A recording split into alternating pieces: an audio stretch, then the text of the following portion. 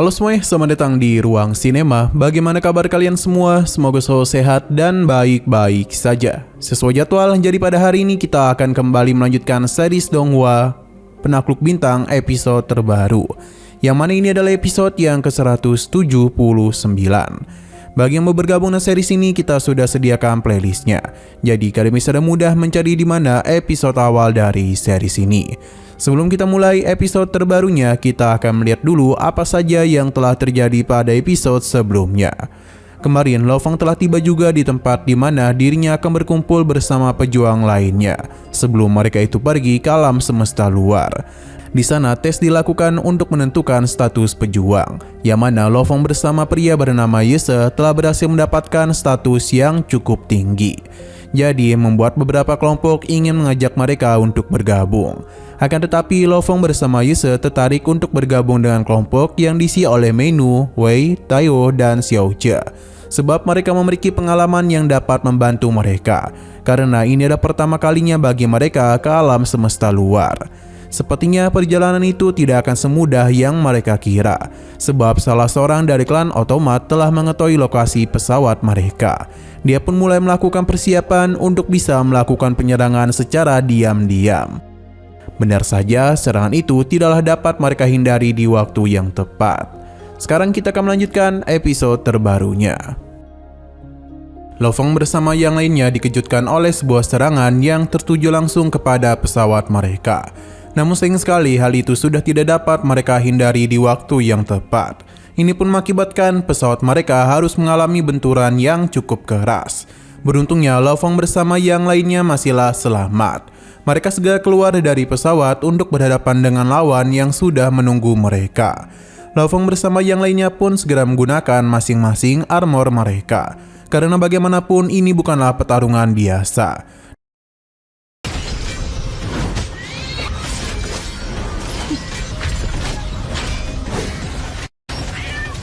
Tapi bisa dikatakan kalau sekarang mereka ini tidaklah diuntungkan. Pasalnya tiba-tiba saja muncullah sebuah laser yang mengeluarkan penghalang kepada mereka dari berbagai sisi. Ini merupakan pengurung guntur. Mereka sadar betul kalau ini pasti merupakan ulah dari sosok kuat ras otomat. Ini bukanlah ancaman sembarangan dan bisa saja musuh memiliki serangan kejutan. Lo Fong bersama yang lainnya mencoba mencari jalan keluar.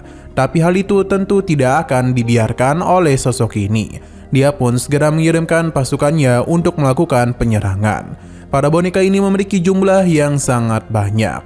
Tapi walaupun begitu, mekanisme dari boneka ini tidaklah begitu fleksibel. Wu Tao pun memberikan perintah untuk melakukan pergerakan dengan cepat agar bisa keluar dari penghalang itu. Karena semakin lama mereka terkurung dalam formasi, maka yang ada malah mereka yang akan kerepotan. Hanya saja sosok ini tidak akan membiarkan hal itu semudah yang mereka kira. Para boneka mekanisme pun diperintahkan untuk melancarkan sebuah serangan petir. Dalam waktu yang sekejap, begitu banyak serangan telah tercipta dan melakukan pengepungan kepada gerakan Lo Fong dan yang lainnya. Kini kondisi benar-benar tidaklah menguntungkan mereka sebab para boneka mekanik telah menggunakan energi domain petir pada jaring pengurung. Wu Tao segera bersiap untuk menggunakan serangan agar bisa menghancurkan penghalang ini. Rencananya berhasil dan mereka pun memanfaatkan sebuah celah supaya bisa kembali melakukan perjalanan. Sayang sekali hal itu tidaklah berlangsung lama. Pengepungan telah dilakukan oleh para boneka mekanik. Dan begini maka mau tidak mau pertarungan tidaklah dapat mereka hindari lagi.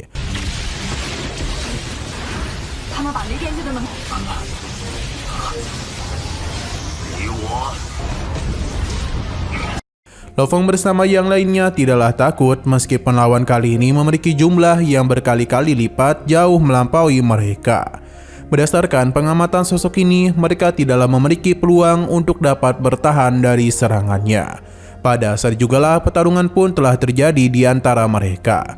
Terlihat dengan begitu jelas kalau dalam pertarungan ini kekuatan dari tim Wu Tao tidaklah sembarangan, karena mereka mampu menghabisi para boneka mekanik dengan sangat mudah.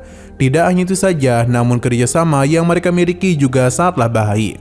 Tidak ada pergerakan yang sia-sia. Semua pola serangan juga berhasil melenyapkan musuh dalam jumlah yang banyak. Sebagai anggota baru, Lo Feng dan Yese terbilang juga sangatlah bagus. Xiaoche pun mengajak mereka untuk melakukan serangan kombinasi dengan teknik miliknya.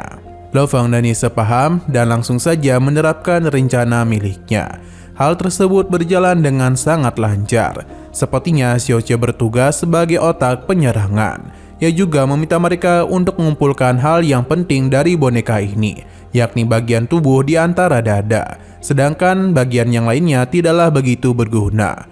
Mereka semua paham dan segera mengambil hal tersebut supaya dapat dijual kembali. Wutao mulai percaya diri kalau pertarungan ini akan mereka menangkan dengan sangat mudah. Selain itu, pujian juga mereka berikan kepada bakat hebat yang Lo Feng miliki dan juga Yese. Bagi Lo Feng, para boneka ini tidaklah terlalu kuat. Ia bahkan masih belum bertarung dengan serius. Hal tersebut sangatlah wajar, pasalnya pergerakan boneka ini sangat dibatasi. Wutao sebagai pemimpin kelompok juga memiliki kemampuan yang sangatlah hebat.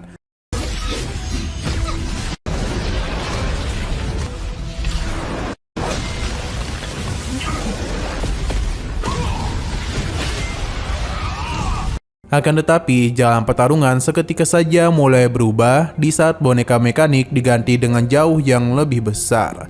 Sosok ini sengaja memisahkan Wutao dari kelompoknya, karena dia tahu Wutao merupakan sosok yang sangat menakutkan.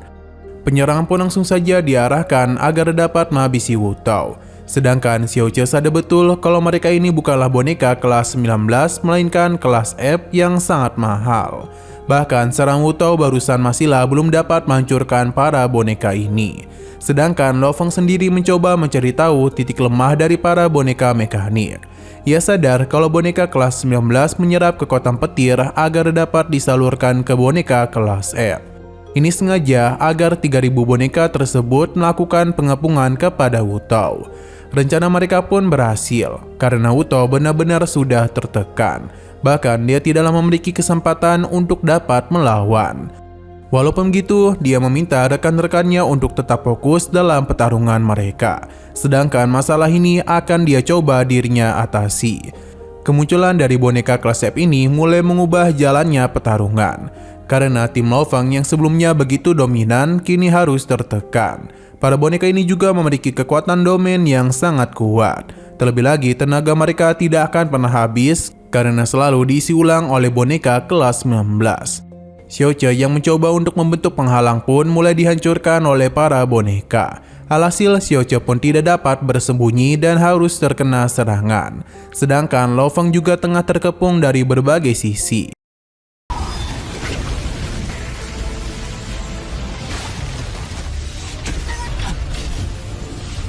Kembali kepada Wutao yang berhasil membebaskan dirinya dari pengepungan boneka mekanik. Tapi lagi dan lagi mereka masihlah terlalu kuat. Sebab serangan yang Wutao lakukan seakan-akan tidak berguna di mata mereka. Pada akhirnya Wutao pun harus kembali tertahan. Dan kali ini dirinya terus menerima serangan dari berbagai arah. Kondisi pun menjadi begitu kacau untuk tim mereka. Di saat mereka semua akan dihabisi, Lo Feng pun mulai bertindak. Ia menggunakan Yansen Upperman untuk bisa menghabisi boneka mekanik kelas F. Satu persatu boneka telah dirinya habisi dengan sangat mudah. Bahkan Lo Feng juga berhasil menyelamatkan Minu berserta anggota lainnya. Dalam sekejap, mereka yang awalnya hampir meninggoy, kini Lo Feng bawa untuk menjauh. Mereka pun senang karena memiliki anggota kuat seperti Lo Feng. Dengan Yansen Upperman ini, tidak ada yang bisa menyentuh Lo Feng dan yang lainnya. Sebab mereka keburu dihabisi olehnya. Wutao juga berhasil Lo Feng selamatkan. Kali ini mereka pun akan kembali bersama untuk mengalahkan para boneka mekanik.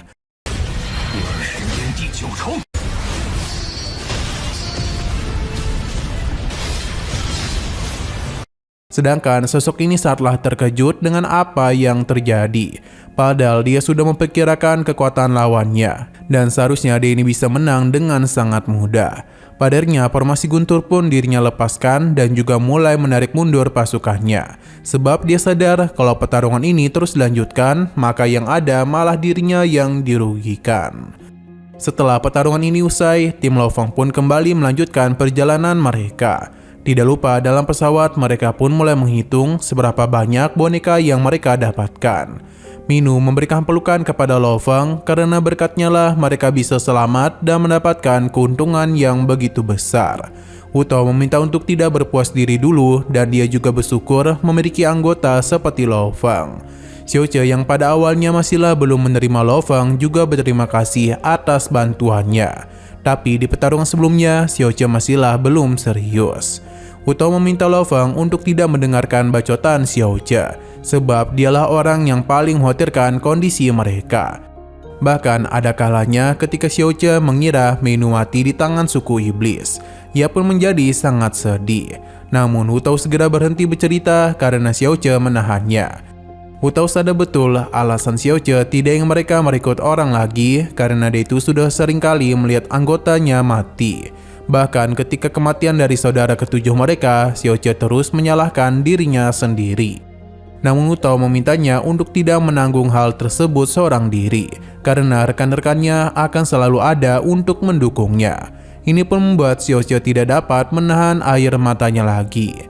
Ketika perjalanan terus dilanjutkan, mereka pun sampai juga di landasan terbang yang merupakan sabuk bintang legendaris.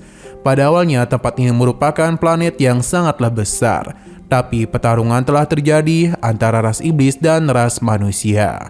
Akibat pertarungan yang sangat besar itu telah mengakibatkan planet tersebut terbelah menjadi beberapa bagian. Kini planet yang sangat megah kala itu seketika berubah menjadi bentuk yang sangatlah mengerikan.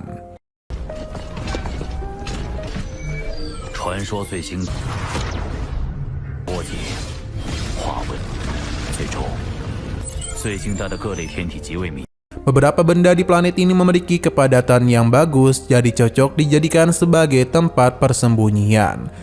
Mereka harus berhati-hati ketika melintasi medan ini, karena bisa saja mereka terjebak dengan serangan musuh. Wu Tao pun memperlihatkan kota prestasi kekuatan mereka, di mana Lo Feng berhasil mengalahkan lawan jauh lebih banyak dibandingkan rekan-rekannya. Ise bahkan tidaklah percaya. Hal ini sangatlah wajar karena poin presentasi dihitung berdasarkan seberapa banyak lawan yang mereka habisi.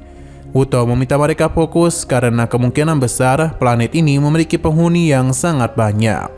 Benar saja, jauh di depan sana terdapat fluktuasi energi dari 5 ras asing yang berada di ranah World Master.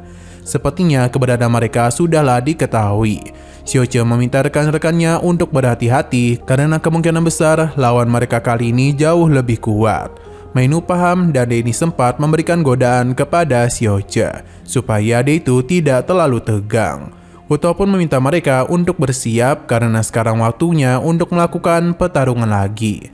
Pesawat pun bergerak dan cepat dan mereka juga langsung bertarung dengan para ras asing di sana. Selama perjalanan itu, Lo Feng dan yang lainnya terus singgah di titik yang memiliki ras asing supaya dapat menghabisi mereka. Tidak lupa, Xiao Ce juga memberikan arahan kepada mereka sebelum melakukan pertarungan. Karena dengan kerjasama yang baik akan memudahkan mereka dalam menghadapi pertarungan.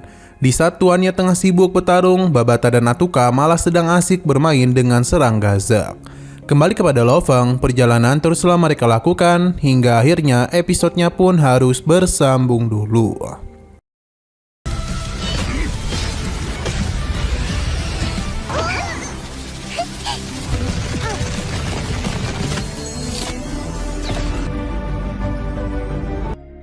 Nah, sayang sekali lagi seru-serunya, episodenya pun harus bersambung dulu. Namun sebelum kita akhiri, seperti biasa kita akan melihat preview bagian selanjutnya. Di sini terlihat kalau pertarungan masihlah belum usai, sebab kemunculan musuh baru ini benar-benar mengejutkan Lo Feng dan yang lainnya. Meskipun begitu, tidak ada kata takut di antara para pejuang. Mereka dengan sigap akan kembali melakukan pertarungan, meskipun itu harus menguras begitu banyak energi mereka ataupun membahayakan nyawa mereka. Sepertinya Xiao Ce memiliki dendam emosional kepada lawan kali ini, karena dia itu terlihat menggunakan seluruh kemampuan miliknya untuk dapat mengalahkan sosok tersebut.